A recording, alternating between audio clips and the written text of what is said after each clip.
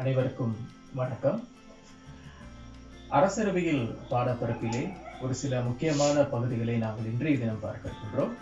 இந்த அரசியலமைப்பியல் பாடப்பரப்பில் தரம் 12, தரம் 13 ஆகிய 2 தரங்களுக்கும் இடையில் இருக்கக்கூடிய ஒரு சில தொடர்புகளை பாட ரீதியாக நாங்கள் பார்க்கலாம் என எண்ணுகின்றோம்.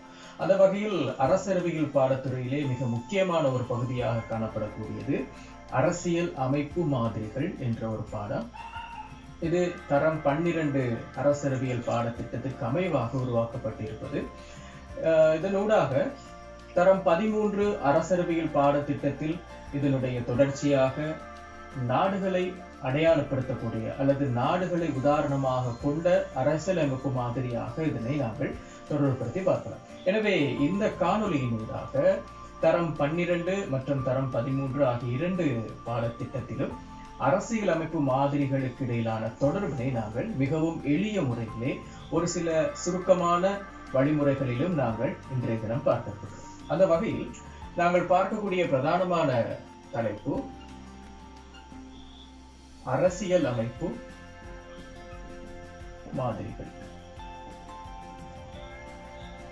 நம் அனைவருக்கும் தெரியும், ஒரு நாட்டினுடைய அல்லது ஒரு அரசியல் செயற்பாட்டினுடைய உயிர் துடிப்பாக இருப்பது அரசியல் அமைப்பு மாதிரிகள்.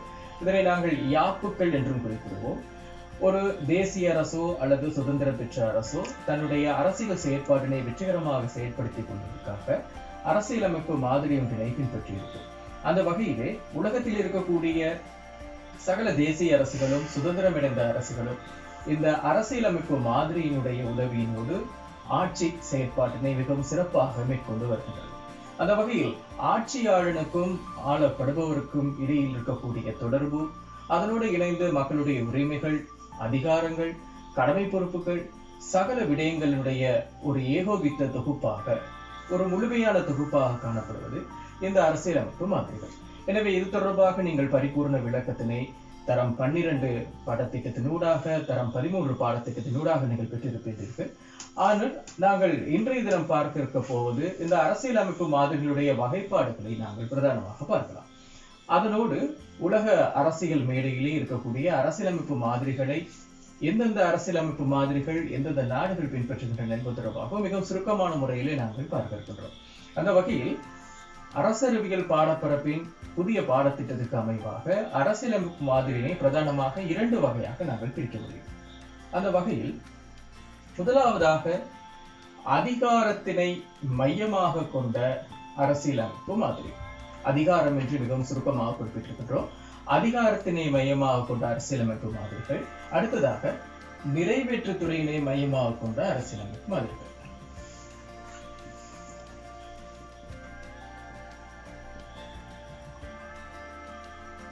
எனவே உலக மேடையில் அல்லது உலக அரசியல் மேடையிலே காணப்படக்கூடிய நாடளாவிய ரீதியில் இருக்கக்கூடிய அரசியல் அமைப்பு மாதிரிகளை பிரதானமாக 2 வகையாக நாங்கள் வகுத்து பார்க்க முடியும். அதிகாரத்தினை மையமாக கொண்ட அரசியலமைப்பு மாதிரிகள், அதை போன்று நிறைவேற்றுவதனை மையமாக கொண்ட அரசியலமைப்பு மாதிரிகள். அதிகாரத்தினை மையமாக கொண்ட அரசியலமைப்பு மாதிரிகளில் நாங்கள் பிரதானமாக பார்க்க இருப்பது நம் அனைவருக்கும் தெரியும், தரம் 12 அரசியலமைப்பியல் பாடத்திட்டத்திலே நாங்கள் படித்திருப்போம். முதலாவதாக ஒற்றையாட்சி, அடுத்தபடியாக சமஷ்டி ஆட்சி. ஒற்றை மற்றும் சமஷ்டி ஆட்சி என்பன உலக அரசியல் மேடையில் மிகவும் பிரபலியமான ஒரு அரசியலமைப்பு மாதிரியாக திகழ்ந்து கொண்டிருக்கின்றது. எனவே ஒற்றையாட்சி மற்றும் சமஷ்டி ஆட்சியோடு இணைந்து நமது புதிய பாடத்திட்டத்துக்கு அமைவாக உலக அரசியல் மேடையில் ஒரு சில மாற்றங்களோடு உள்வாங்கி இருக்கக்கூடிய மேலும் சில அரசியலமைப்பு மாதிரிகளாக பாதி சமஷ்டி ஆட்சி முறை, பாதி சமஷ்டி என்று நாங்கள் குறிப்பிடுவோம். அதே போன்று கூட்டு சமஷ்டி ஆட்சி முறை. எனவே அரசியலமைப்பியல் பாடப்பரப்பிற்கு இணங்க தரம் 12 பாடத்துறையிலே நாங்கள் பார்க்கலாம். அரசியலமைப்பு மாதிரிகளில் அதிகாரத்தினை மையமாக கொண்ட அரசியலமைப்பு மாதிரிகள், ஒன்று ஒற்றை ஆட்சி, அடுத்தபடியாக சமஷ்டி ஆட்சி, அடுத்தபடியாக பாதி சமஷ்டி ஆட்சி, அடுத்தபடியாக கூட்டு சமஷ்டி ஆட்சி. மேற்படி இதனை நாங்கள் மிகவும் இலகுவான முறையிலே நாங்கள் தெரிந்து கொண்டோமே ஆனால் நமது வினாப்பத்திரத்தில் வரக்கூடிய வினாத்தாள் ஒன்றுக்குரிய பல்தேர்வு வினாக்கள் மற்றும் சுருக்க வினாக்கள் என்பவற்றிற்கு மிகவும் இலகுவான முறையில் விடையினை அளித்துக் கொள்ளலாம். அதனோடு இணைந்து வினாத்தாள் 2க்குரிய கட்டுரை வினாக்களிலும் இது தொடர்பான வினாக்கள் வருகின்ற பொழுது நாங்கள் மிகவும் துல்லியமான முறையில் எங்களுடைய விடைகளை வழங்க முடியும். எனவே அரசியலினை கற்றுக்கொள்கின்ற மாணவர்கள் மிகவும் தெளிவான சிந்தனைக்கு உட்படுத்தப்பட்டிருக்க வேண்டும். அதே சமயத்தில் தெளிவான சிந்தனையினை நாங்கள் நோக்கி நகர்கின்ற பொழுது ஒவ்வொரு எண்ணக்கரு தொடர்பாகவும் மிகவும் எளிமையான விளக்கத்தினை நாங்கள் பெற்றுக்கொண்டோம் என்றால் இலகுவாக எங்களுடைய விடைகளை நாங்கள் வழங்க முடியும். அந்த வகையிலே அரசியல் பாடப்பரப்பிலே அரசியல் அமைப்பு மாதிரிகளில் அதிகாரத்தினை மையமாக கொண்ட அரசியல் அமைப்பு மாதிரிகள் ஒற்றையாட்சி, சமஷ்டி ஆட்சி, பாதி சமஷ்டி மற்றும் கூட்டு சமஷ்டி என்பவற்றினை குறிப்பிடலாம். ஒவ்வொரு எண்ணக்கருவாக நாங்கள் பார்க்கின்ற பொழுது முதலாவதாக நாங்கள் ஒற்றையாட்சியினை நாங்கள் எடுத்துக்கொண்டோமையானால் ஒரு நாட்டில் இருக்கக்கூடிய சகல நிர்வாக கட்டமைப்புகளும் ஒரே நிர்வாகத்திற்குள் கொண்டு வரக்கூடிய ஆட்சி முறையாக ஒற்றையாட்சி முறையில நாங்கள் கருத முடியும். இங்கே அதிகார பகிர்வோ அல்லது அதிகார பரவலாக்கமோ எழுதப்பட்டிருக்கின்ற வகையிலே பிரித்து ஒதுக்கப்பட மாட்டாது. எனவே அதிகாரங்கள் அனைத்தும் ஒன்று குவிக்கப்பட்டு ஒரே நிர்வாகத்திற்கு கொண்டு வரப்பட்டிருந்தால் அது ஒற்றையாட்சி முறை என்று மிகவும் இலகுவாக நாங்கள் குறிப்பிட முடியும். இது தொடர்பாக மேலதிக விளக்கங்கள் உங்களுடைய அரசியல் பாடத்துறையிலே நீங்கள் ஒற்றையாட்சி சார்பாக நீங்கள் பெற்றுக்கொள்ளலாம். இங்கே நாங்கள் வழங்குவது இந்த ஒற்றையாட்சி முறை தொடர்பான ஒரு அறிமுக உரையினை மாத்திரமே. அதே போன்று சமஷ்டி ஆட்சி முறையினை நாங்கள் பார்க்கின்ற பொழுது இங்கே அதிகார பரவலாக்கம் அல்லது அதிகார பகிர்வினை இங்கே அடையாளப்படுத்தக்கூடிய அரசியலமைப்பு மாதிரியாக இதனை கருத முடியும். எனவே குறிப்பாக மாநில அரசாங்கங்கள் நிலவுகின்ற நாடுகள், உதாரணமாக ஐக்கிய அமெரிக்காவை நாங்கள் எடுத்துக்கொண்டோம். ஆனால் சமஷ்டி ஆட்சி முறைக்கு மிகவும் சிறந்த உதாரணத்தினை கொண்டிருக்கும் இந்த ஐக்கிய அமெரிக்கா அளவில் அமைப்பில் மிகப்பெரிய நாடு. அந்த நாட்டிலே இருக்கக்கூடிய மத்திய அரசாங்கம் மற்றும் மாநில அரசாங்கங்களுக்கு இடையில் அதிகார பகிர்வினை பின்பற்றக்கூடிய ஒரு அரசியலமைப்பு மாதிரியாக இந்த சமஷ்டி அரசியலமைப்பு மாதிரி திகழ்கின்றது. எனவே அதிகாரங்களை பகிர்ந்தளிக்கக்கூடிய ஒரு அரசியலமைப்பு மாதிரியாக எழுதப்பட்டிருக்கின்ற வகையிலே அதிகாரத்தினை பகிர்ந்தளிக்கக்கூடிய ஒரு அரசியலமைப்பு மாதிரியாக சமஷ்டி ஆட்சி முறைமை திகழ்கிறது. ஒற்றையாட்சி சார்பாக நாங்கள் பார்க்கின்ற பொழுது இதற்கு ஒரு சிறந்த உதாரணமாக நாங்கள் எடுத்துக்கொள்ளலாம் பிரித்தானியா. எனவே பிரித்தானியா நாடு என்பது ஒற்றையாட்சி முறைக்கு உட்படுத்தப்பட்ட ஒரு நாடு. எனவே அங்கு இருக்கக்கூடிய சகல நிர்வாக கட்டமைப்புகளும் ஒரே நிர்வாக முறைமைக்குள் கொண்டு வரப்பட்டிருப்பதனால் அதனை ஒற்றையாட்சி முறை கொண்ட ஒரு நாடாக நாங்கள் கருத முடியும். அதே போன்று பாதி சமஷ்டி ஆட்சி முறைமை என்று சொல்கின்ற பொழுது அவசர கால நிலைமைகளில் சமஷ்டி ஆட்சி முறையிலிருந்து ஒற்றையாட்சி முறையினை நகர்ந்து செல்லக்கூடிய ஒரு அரசியல் அமைப்பு முறையாக அல்லது மாதிரியாக நாங்கள் கருத முடியும். உதாரணமாக இந்திய நாட்டினை நாங்கள் எடுத்துக்கொண்டோமேயானால் இந்திய நாடு ஒரு சமஷ்டி நாடு என்று குறிப்பிடப்பட்டிருக்கின்றது. இருப்பினும் கூட அவசர கால நிலைமைகள் ஏற்படுகின்ற பொழுது மத்திய அரசானது மாநில அரசாங்கங்களை தன்னுடைய கட்டுப்பாட்டுக்குள் கொண்டு வரக்கூடிய அதிகாரத்தினை பெற்றிருக்கின்றது.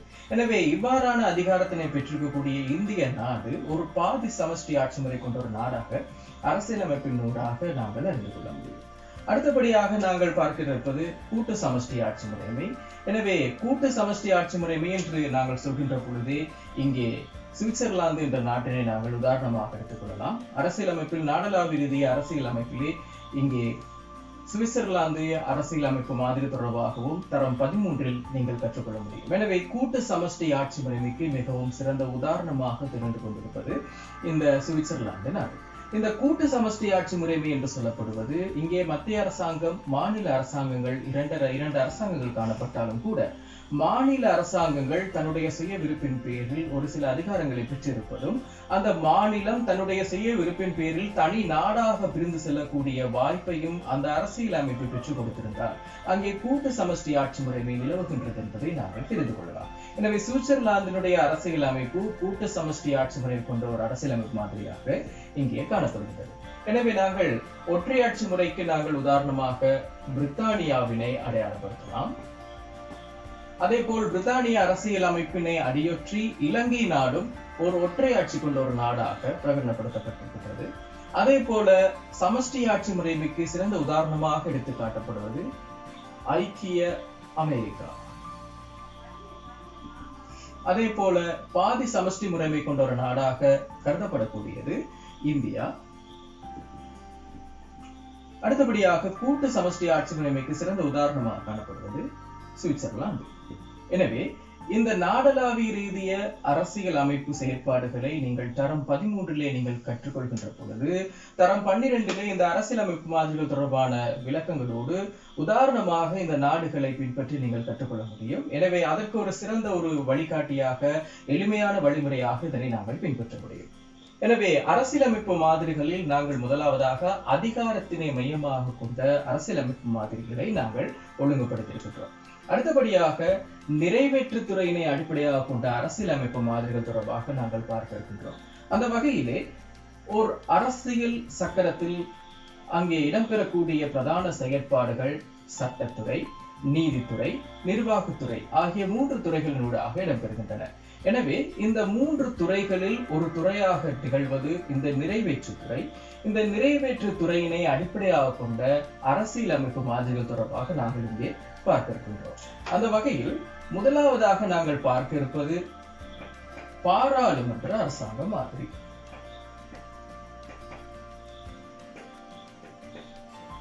முதலாவதாக நாங்கள் பார்க்க இருப்பது பாராளுமன்ற அரசாங்க மாதிரி.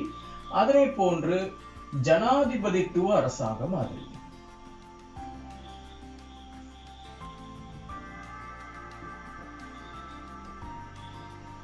இறுதியாக கலப்பு நிர்வாக அரசாங்க மாதிரி.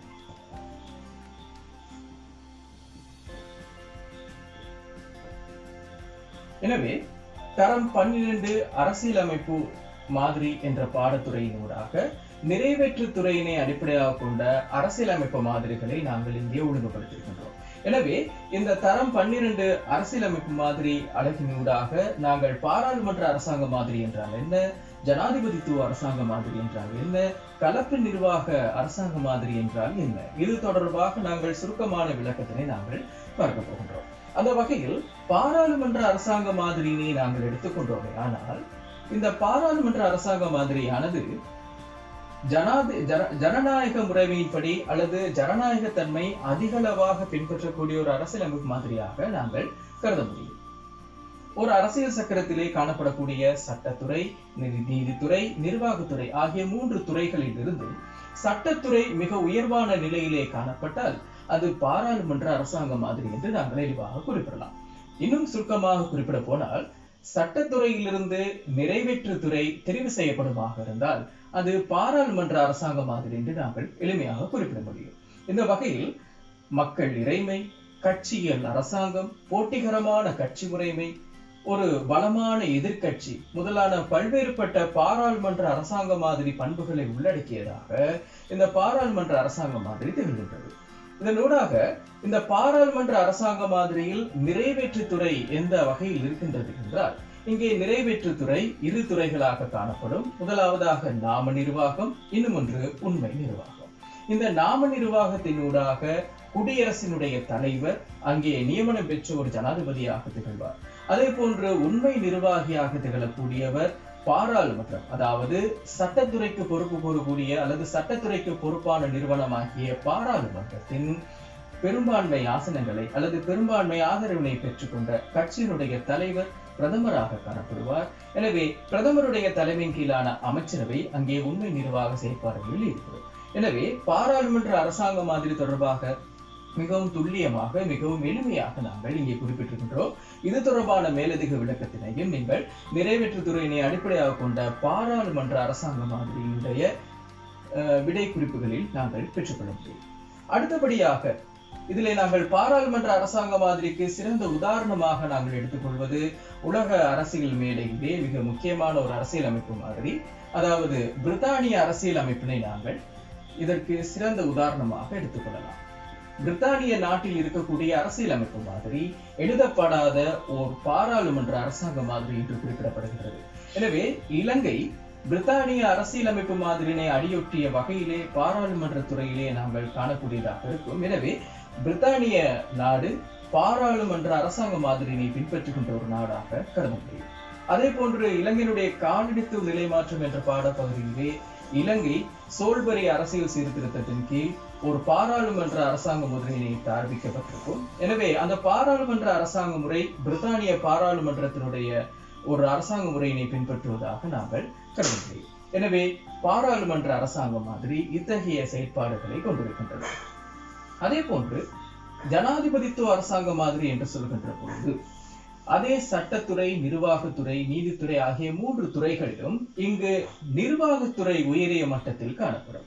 எந்த ஒரு நாட்டில் நிர்வாகத்துறை உயரிய மட்டத்தில் காணப்படுகின்றதோ அந்த நிர்வாகத்துறைக்கு கீழ் ஜனாதிபதித்துவ அரசாங்க மாதிரி திகழ்கின்றது. இங்கே பாராளுமன்ற அரசாங்க மாதிரியில் நாம நிர்வாகம், உண்மை நிர்வாகம் ஆகிய இரண்டுமே வேறு வேறாக இருக்கின்ற பட்சத்திலே இங்கே ஜனாதிபதி அரசாங்க மாதிரியில் நாம நிர்வாகம், உண்மை நிர்வாகம் ஆகிய இரண்டுமே ஜனாதிபதியினுடைய அதிகாரத்துக்கு உட்பட்டதாக காணப்படும். இங்கே பாராளுமன்றம் அதாவது சட்டத்துறையும் நிர்வாகத்துறையும் தனித்தனி துறைகளாக செயற்படக்கூடிய வகையிலே இந்த ஜனாதிபதித்துவ அரசாங்க மாதிரி திகழ்கிறது.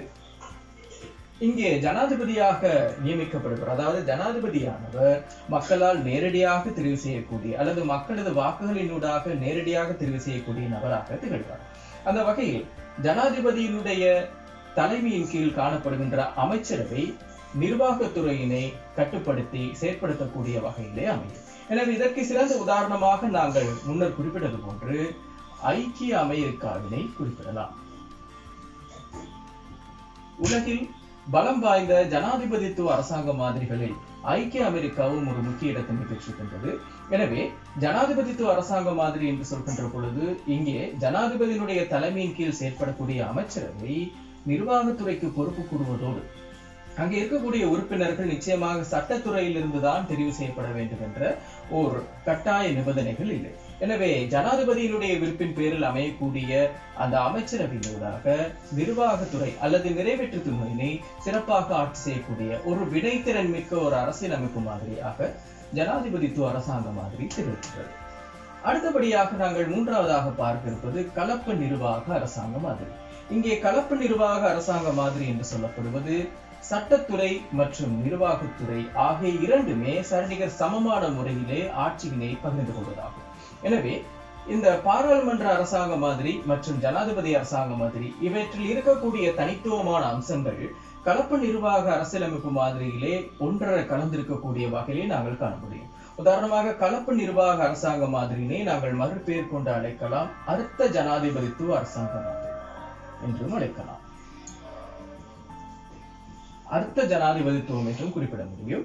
எனவே இந்த அர்த்த ஜனாதிபதித்துவ அரசாங்க மாதிரியில் நாங்கள் தெரிந்து கொள்வதை போல இங்கே ஒரு பலமான பாராளுமன்றமும் அதே போன்று ஒரு நிகரான நிறைவேற்று துறையும் காணப்படும். எனவே இவ்விரு நிறைவேற்று துறைகளும் இணைந்து செயற்படக்கூடிய ஒரு நிர்வாக முறையாக இந்த கலப்பு நிர்வாக முறை காணப்படுகின்றது.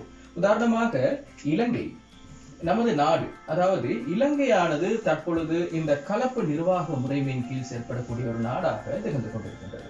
அதாவது நிறைவேற்று அதிகாரம் கொண்ட பிரதமர், அதே போன்று நிறைவேற்று அதிகாரங்களை கொண்ட ஜனாதிபதி. எனவே இவர்கள் இருவருமே அல்லது இந்த இரண்டு துறைகளுமே ஒரு சரிநிகர் சமமாக இருந்து ஆட்சியினை அமைத்துக் கொள்கின்ற ஒரு தன்மை இந்த அர்த்த ஜனாதிபதித்துவ அரசாங்க மாதிரியில் நாங்கள் கண்டுகொள்ளலாம். எனவே அன்பார்ந்த உயர்தர மாணவ செல்வங்களே, நாங்கள் அரசியல் அமைப்பு மாதிரிகள் தொடர்பாக இன்றைய தினம் பார்த்திருக்கின்றோம். இந்த அரசியல் அமைப்பு மாதிரிகளினுடைய விளக்கங்கள் மிகவும் இலகுவான முறையில் தெளிவான முறையில் நீங்கள் பெற்றிருப்பீர்கள் என்று நம்புகின்றோம். எனவே இது தொடர்பான பரிபூர்ண விளக்கத்தினை உங்களுடைய ஆசிரியரிடமோ அல்லது பாட விதானத்தினூடாகவோ நீங்கள் பெற்றுக்கொள்ளலாம். எனவே இங்கே இந்த அரசியல் அமைப்பு மாதிரிகள் என்பது தரம் 12 மற்றும் தரம் 13 ஆகிய 2 வகுப்புகளுக்கு இடையே இருக்கக்கூடிய தொடர்பினை இனம் காணக்கூடியதாக இருக்கின்றது. உதாரணமாக ஒற்றையாட்சி முறை கொண்ட ஆட்சி முறை தொடர்பாக நீங்கள் கற்றுக்கொள்கின்றீர்கள் என்றால் ஒற்றையாட்சி முறையினை பின்பற்றுகின்ற பிரித்தானியா மற்றும் இலங்கை தொடர்பாக தரம் 13 நீங்கள் கற்றுக்கொள்வீர்கள். அதே போன்று சமஷ்டி ஆட்சி முறை தொடர்பாக நீங்கள் தரம் 12 கற்றுக்கொள்கின்றீர்களாக இருந்தால் அதற்கு சிறந்த உதாரணமாக இருக்கக்கூடிய ஐக்கிய அமெரிக்கா தொடர்பான விவரங்களை, ஐக்கிய அமெரிக்க நாட்டினுடைய விவரங்களை நீங்கள் தரம் 13 பாடவிதானத்திலே நீங்கள் கற்றுக்கொள்வீர்கள். அதே போன்று பாதி சமஷ்டி, கூட்டு சமஷ்டி உள்ளிட்ட இந்த அரசியலமைப்பு மாதிரிகள் தொடர்பாக தரம் 13 இருக்கக்கூடிய நாடுகாண் அரசியல் அல்லது நாடளாவிய அரசியலிலே ஒவ்வொரு நாட்டிற்கும் ஒப்பிட்டு பார்த்து நீங்கள் கற்றுக்கொள்ளக்கூடியதாக இருக்கும். எனவே இவை இரண்டுக்குமான தொடர்பினை நீங்கள் இனங்கண்டு கொண்டு அரசியலமைப்பு மாதிரிகள் மற்றும் தரம் 13 இருக்கக்கூடிய நாடளாவிய அரசியலமைப்பு மாதிரிகள் இவ்விரண்டுக்கும் இருக்கக்கூடிய தொடர்பினை நீங்கள் மிகவும் எளிவான முறையிலே கற்றுக்கொள்ள முடியும். எனவே இதனை நாங்கள் முழுமையாக கற்றுக்கொள்கின்ற சந்தர்ப்பத்தில் எங்களுடைய வினாபத்திரத்தில் எங்களுக்கு உயரிய மதிப்பெண்களை நாங்கள் பெற்றுக்கொள்ள முடியும். எனவே தொடர்ச்சியாக இது தொடர்பான அடுத்த காணொளிகளை நாங்கள் சந்திக்கலாம். எனவே அனைவருக்கும் வணக்கம்.